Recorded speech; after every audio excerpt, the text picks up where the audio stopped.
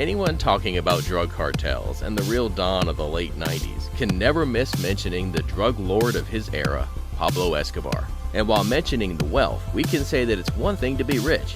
It's a whole nother thing to be Pablo Rich, the sole leader of the Medellin cartel. Hello and welcome to the channel.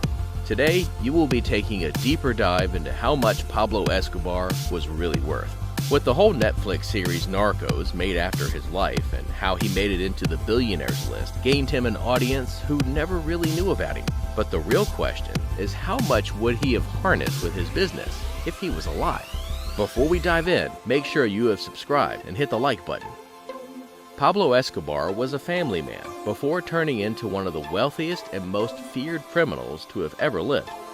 The Colombian cocaine drug kingpin was the perfect description of the filthy rich. He became more than just a head of the Medellin cartel in less than 2 decades. He had several nicknames as the drug dealer, mostly called Don Pablo, the Godfather, and El Zar de la Cocaína, the star of cocaine. Escobar's cocaine kingdom bagged him an estimated net worth of $30 billion in the early 1990s. He was ranked as one of the richest men in the world by Forbes. Pablo Escobar indeed was the king of cocaine. And here are some lesser-known, most outrageous facts about his unimaginable wealth. Pablo Escobar was worth an estimated $59 billion in today's money at the absolute pinnacle of his drug empire in October of 2020. The Medellin cartel boss made so much money that he caught the attention of Forbes magazine. For 7 years running in 1991, he was named as the second richest person on the planet. With all that said, we still need to figure out how much money he really had. So here's something that can clear your thoughts. A billion is 1,000 millions. Imagine winning $1 million lottery 50,000 times in a row, provided you didn't spend any of that money. You would then be as rich as Pablo Escobar. On the other hand, if you made $10 million a year in some high-earning job, it would take you 500 years to earn $1 billion to equal Escobar's fortune. Even a $500 million a year salary, which you might know is an amount that absolutely nobody gets paid to do any job, would still require you to hold down that job for 127 years before you can go toe-to-toe with Pablo Escobar. Still not getting a sound idea of his wealth? Well, how about you think of it another way? The British royal family, who is among the wealthiest families on the planet, boasts a net worth of $88 billion, and one man was just almost equal to the entire British royal family, being only $35 billion short on his net worth. But still, all that for one single person? Whew. But the real question is, also, what if he wasn't killed? So if he were alive and still at work today, Pablo Escobar's net worth would be more than $100 billion, making him the wealthiest person on earth. Due to the nature of drug money, with it being illegal, not reported, and not taxed, Pablo Escobar's net worth has been mostly determined through estimation. However, the numbers are based on facts obtained through interviews with ex-cartel members, known associates, and undercover operatives. In the mid-1980s, at the height of his power, Escobar's cartel brought in roughly $70 million a day, coming out to $22 billion a year. But exactly how deep were those pockets? Well, we can have a look about how he spent money to get an idea of what he was worth. He spent $2,500 a month on rubber bands to hold the money. While Pablo was known for hiding or destroying the excessive amount of money, Escobar faced another, more elementary problem: neatly organizing the banknotes. In the 1980s, Escobar's cartel was having an estimated 420 million pouring in each week, totaling around 22 billion annually.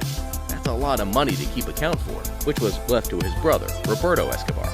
According to Roberto Escobar, the Medellin cartel spent an estimated $2,500 a month on rubber bands needed to hold the stacks of bills together. To keep all this money organized in proper stacks and to hand them out on the go, he used to hold the stacks with rubber bands.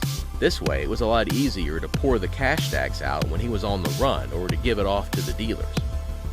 This is, of course, subtracting the $2,500 a month the cartel spent on rubber bands to keep their cash neatly bundled together. And the $2.1 billion, roughly 10%, lost to hungry rats nibbling the bills. He didn't care if he lost $2 billion in cash. There will be losses in every business, even in the cocaine trade of billions of dollars. However, Escobar's had its own way around the money, and his losses were on a different level, as was described by his brother and accountant Roberto in Pablo's biography. He wrote, "Pablo was earning so much that each year we would write off 10% of the money because the rats would eat it in storage, or it would be damaged by water or lost. That's roughly $2 billion cash being yummy dinner for those rodents." Can you imagine the absurd amount of $2 billion in banknotes becoming the favorite breakfast and dinner of the rodents? It must have tasted well. Escobar trusted his fortune to his older brother, but he understood that trust was misplaced, as 5 different entities brought the cocaine kingpin down: the Cali cartel, people persecuted by Roberto Escobar, both the Colombian and U.S. governments, and his own brother, Roberto. Escobar's son, Sebastian Marroquin, wrote in his book, Pablo Escobar, My Father, "My uncle Roberto Escobar, the official informant of the DEA, actively contributed to delivering him to his enemies. He paid his pilots $500,000 for one trip." Escobar's cartel was based on a separate island, and when you have 15 tons of cocaine to smuggle per day, roughly around the same weight as 2 African elephants, it can be a big nightmare. While he was responsible for 80% of the world's cocaine supply, he must be using new means to transport it.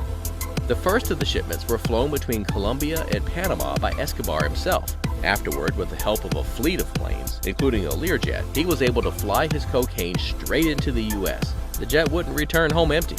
Oh yes, it would be stuffed with more millions for the cartel. Working for Escobar would ensure an impressive payday. Pilots flying to the U.S. would have their plane tires loaded with cocaine. One trip could earn them up to $500,000. He was also soaking jeans in liquid cocaine, exporting them legally, and then extracting the drug on the other side. Officials were bribed, and those who could not be bribed were murdered. Although he was a hero to many, he is believed to be responsible for an estimated 4,000 deaths. He once set fire to $2 million to keep his daughter warm. One of the absurdest stories about Pablo Escobar's wealth is that he set fire to $2 million because his daughter was cold. His son, Sebastian Marroquin, told Don Juan magazine that when his family was on the run from federal agents, Escobar would regularly blindfold them, put them in a car, and drive them to the new hideout location. That way, if any of his family members were captured, they could not reveal where his location was. Escobar's paranoia was fueled by his greatest fear: to spend the rest of his days locked inside an American jail cell. According to Sebastian, when they lived in a hideout in the Medellin mountainside, his younger sister Manuela developed hypothermia. One morning, when she was really sick, Escobar took 2 stacks containing $2 million and made a bonfire with it to keep her warm and well. He served time in his own luxury prison with a spa. In 1991, with the constant fear of being arrested and hunted, Pablo Escobar worked out an agreement for 6 months with the Colombian authorities. His terms were that he would go to prison for 5 years. However, this prison would be built to his own specification and close to his family home. The terms were agreed to as the Colombian government was already facing a political headache thanks to Escobar's actions. The prison Escobar built was dubbed Club Medellin, among other things, as it included a jacuzzi spa, soccer field, discotheque, and a private bar. There was even phone and fax machines fitted to continue his business and manage what was left of his crumbling empire. The prison was perfect for Escobar, who feared both assassins and extradition to the U.S. His motto was, "Better a grave in Colombia than a cell in the U.S." In 1992, the Colombian government decided to move Escobar to a military installation. During the transfer, a shootout between Colombian soldiers and Escobar's associates ended with the kingpin and his gang escaping through the mountainside. Once again, he had evaded the law. In addition to the small write-off for losses, Escobar also readily spread his wealth around to the people of Colombia. He was considered a hero in the town of Medellin after using his considerable wealth to build soccer fields, community centers, and homeless shelters. Despite these losses, he made Forbes' list of international billionaires for 7 years straight, and in 1989, Escobar was listed as the 7th richest man in the world. The bulk of the cash flow came from the exorbitant upcharge that Escobar placed on his product. Though it only cost him between $1,000 and $4,000 to refine and transport a single kilo of his cocaine to the States, his operatives in America would charge consumers between $50,000 and $70,000 for the same amount. However, Escobar also profited from the sales of his competitors. Drug traffickers from other cartels were handing over anywhere from 20 to 35% of their profits to him, as he was the one who could ship it successfully to the United States. Though the numbers aren't nearly as exact as they could be, most accountants have put Escobar's total wealth in the mid-billions, usually around 30 to 60 billion by 1980 standards. Today, it would be more than double that, making him the richest person in the world, surpassing Bill Gates and Jeff Bezos, the actual richest people in the world, by almost $20 billion. Escobar met his own violent demise in 1993 when he was fatally shot amid a failed attempt to escape his hideaway, taken out in dramatic fashion while scurrying across a rooftop. His multiple properties were scattered throughout Central America. Escobar had his own zoo, complete with elephants and hippopotamuses, as well as a fleet of boats and cars, and even a submarine. And he was known for buying lavish gifts, literally burning money to keep his daughter warm, and bragging about his deep pockets to everyone he knew. This was the life and worth of Pablo Escobar. With all the adventures, risks, and money involved, he is still known widely across the world. While many cherish him as the greatest and still call him Robin Hood of Colombia, being the most loved antagonist, others find him as a drug lord who paved the way for this business. But what's your view? Let us know in the comments below. Make sure you hit the thumbs up as well. Also, don't forget to watch our other videos and subscribe to our channel. Until the next video, goodbye.